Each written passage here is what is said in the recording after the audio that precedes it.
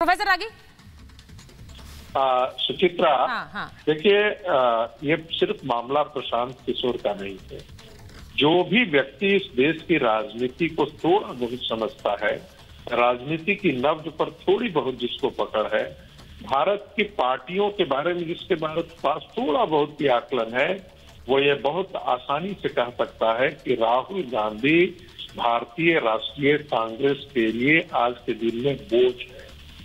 यदि उस बोझ को अपने कंधे पर लेकर के राष्ट्रीय कांग्रेस भी चलती है तो राष्ट्रीय तो छोड़ दीजिए, वो क्षेत्रीय पार्टियों से नीचे तक जा सकती है।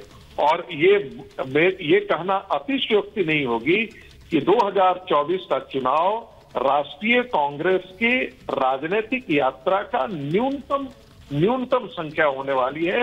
38 से 40 सीटों से ज्यादा भारतीय राष्ट्रीय कांग्रेस नहीं जीतने वाली है।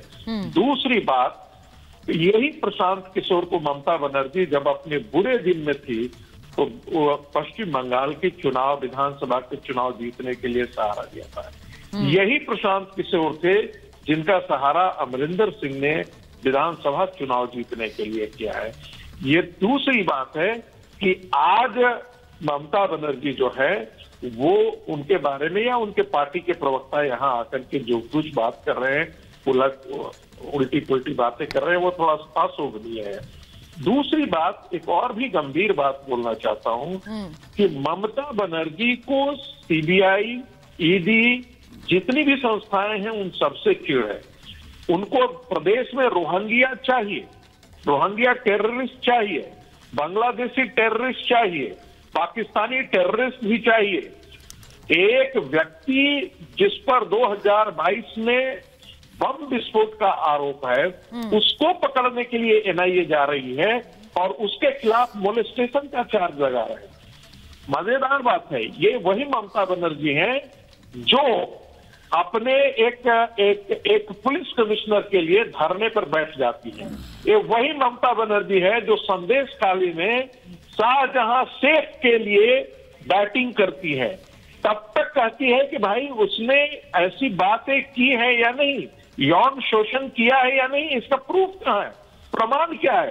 तो जो महिला मुख्यमंत्री सेक्स के मामले में भी, महिलाओं के प्रति अपराध के लिए भी, यौन शोषण के मामले में भी आतंकवादी आज सबसे सुन के रखिए, आरएसएस के एक आदमी पकड़ा गया था, आरएसएस के एक आदमी पकड़ा गया था, उसको रामायण प्रमोट करके जिला में पंचायती राज चुनाव के अंदर जो है अनअपोज्ड निर्वाचित हुए थे। यही पश्चिम बंगाल है जहां पर चुनाव हजारों लोग भाग करके आप रांची गए थे, झारखंड गए थे, आसाम भाग करके चले आए थे, बिहार भाग करके चले आए थे। तो बंगाल जो है आज के दिन में वायलेंस का वो पैमाना दिख रहा है जो एक तालिबानी शासक, तानाशाही शासक के शासन के दरमियान होता है। ऐसी राजनीति जो है बिहार में 80 के दशक में देखते थे, 90 के दशक में देखते थे। आपको मालूम है, पूछिए तो बंगाल का इतना उस समय भी नहीं हुआ था जितना वामपंथियों के समय भी नहीं हुआ था जितना पतन आज नहीं। इस तरह किसी भी राज्य में ये नहीं देखा गया कि ईडी की कोई जांच हो, और जांच तो ऐसी हुई है, अगर मैं कहूं दिल्ली में तो ऐसा हुआ है कि गिरफ्तारी भी हुई है मुख्यमंत्री की। एक सेकंड संजय जी और रागी जी, मैं एक बार जरा वापस, मैं किशोर जी को लीजिए स्क्रीन पर। मैं ऐसा कहीं नहीं हुआ जहां पर ईडी के अधिकारियों पर पत्थरबाजी कर दी गई हो, ऐसा कहीं नहीं हुआ है। और ऐसे एनआईए पर भी कैसे विरोध हुआ, वहां पर गाड़ी पर, काफिले पर हमला हुआ, उसके बाद वहां पर एफआईआर हुई, ये किसी और राज्य में नहीं हो रहा है। अपनी अलग सरकार चला रहे हैं, तो ये इसके बारे में सोचना होगा। और अगर वहां पर पश्चिम बंगाल में ममता सरकार के होते हुए वहां पर लोकसभा सीटें बढ़ती हैं बीजेपी की, तो क्या इसमें हैरानी होगी? सवाल है, इसके बारे में सोचिए। मैं एक बार किशोर जी के पास जा रही हूं। किशोर जी, राजा का बेटा तो हमेशा राजा नहीं रहता है।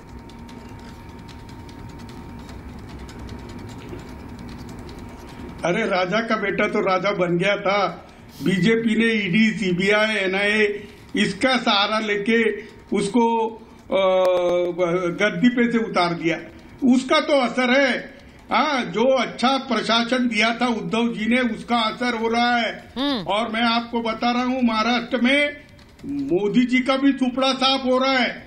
और एक बात मैं बताऊंगा कि प्रशांत किशोर ने पॉलिटिकल पार्टी निकाली है और वो पार्टी भी डिफरेंस बताना चाहते हैं, तो वो तो सठिया गए हैं। एक नाथ शिंदे तो गठिया गए हैं। उन्होंने उनके साथ हुए मेंबर ऑफ पार्लियामेंट जो साथ थे उनको भी टिकट दे नहीं पाए। वो तो पुत्र प्रेम में पार्टी अपनी डुबा के बैठी। आज जो एक नाथ शिंदे के साथ गए उनका अस्तित्व खत्म हो गया है। अब यहाँ महाराष्ट्र में उद्धव जी की आंधी है और उद्धव जी यहाँ पर क्लीन स्वीप करने को जा रहे हैं। मैं अभी बता रहा हूँ, क्लीन स्वीप करने को जा रहे हैं। कारण है कि किसान बड़े नाराज है। अच्छा, हाँ, मैं बता रहा हूँ।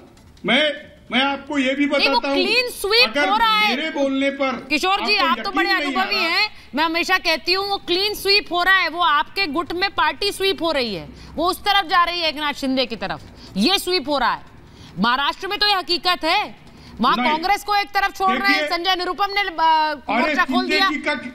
वहीं आपकी पार्टी में यही हो रहा है। अरे एक मिनट, मेरी बात पूरी सुनो। हाँ, बोलिए प्लीज। नहीं, संजय निरुपम का खेला हो गया, एक नाथ शिंदे का खेला हो गया।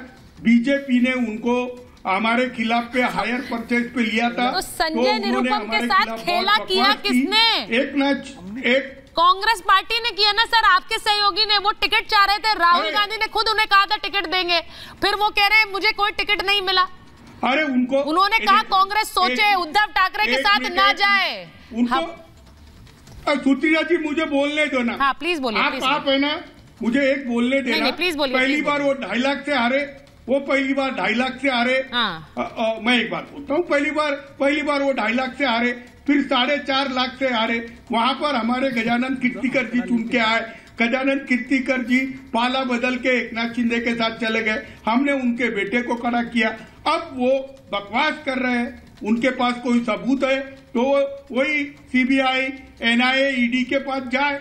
हाँ, जो उनके पास है। मुझे लगता है सारे देश में लोग ईडी, सीबीआई के अफसरों को इसी प्रकार का खेला करेंगे जैसा बंगाल में हो रहा है। क्योंकि सरकार में आज मोदी जी के प्रचार के लिए मोदी जी ने केवल ईडी, सीबीआई और एनआईए का यूज चालू किया है और ये सब गलत है। भारत में प्रजातंत्र खतरे में है। जहां 2 सीएम जेल में हो चुनाव के वक्त, तो कैसा है? अभी आप समझते क्यों नहीं? इसके बारे में तो मैं के शर्मा जी से पूछूंगी, और ऐसा नहीं है उनसे पूछा नहीं जाता है ये सवाल। सुन लीजिए मेरी बात। जो आज बात एक नाथ शिंदे ने कही, जिस आरोप पर मैं बात कर रही हूं, उन्होंने कहा बाला साहेब जब थे वो हमें जिस तरह से हमारे साथ करते थे, हमें बच्चों की तरह रखते थे। उद्धव ठाकरे हमें नौकरों की तरह हमसे पेश आते थे, ये कहा, ये उनके शब्द हैं। और फिर उन्होंने कहा कि इसीलिए राजा का बेटा हमेशा राजा नहीं रहता है। अब आज मैं ये क्यों कह रही हूं, क्योंकि एक तरफ उन्होंने ये उद्धव ठाकरे के बारे में कहा कि आप अज्यूम मत करिए कि आपके पिताजी अगर महान नेता थे तो आपको वो गद्दी मिलेगी, और ये उन्होंने महाराष्ट्र में करके भी दिखा दिया। वही चीज राहुल गांधी को प्रशांत किशोर बता रहे हैं कि आप उस गद्दी के लिए रुके, आप वहां नेतृत्व कर रहे हैं, लेकिन आपको हटना चाहिए पार्टी से। हाँ, बोलिए, फिर मैं केके जी के पास जाऊं। 1 मिनट में बात कर लेता हूँ। हाँ। 1 मिनट में बात करता हूँ। बाला साहेब ठाकरे के बेटे रहने का उद्धव जी को एडवांटेज नहीं मिला। उन्होंने संघर्ष कर बीजेपी के खिलाफ भी चुनाव लड़ा और अपने आप को सिद्ध किया। एज ए सीएम उन्होंने महाराष्ट्र में 2.5 साल राज किया। आज उनकी जो लोकप्रियता है वो सब तरफ दिख रही है। मैं अभी बता रहा हूँ, उद्धव ठाकरे को अंडर एस्टिमेट करना, उनको छेड़ना मोदी जी को अपने गद्दी से दूर जाने के लिए कारणीभूत होगा। हाँ, और प्रशांत किशोर को भी अपनी गलती मानना पड़ेगा, क्योंकि ग्राउंड रियलिटी उनको भी मालूम नहीं है। अभी वो पद यात्रा कर रहे हैं और वहां से वो भविष्यवाणी कर रहे हैं, ये अनुचित प्रकार है।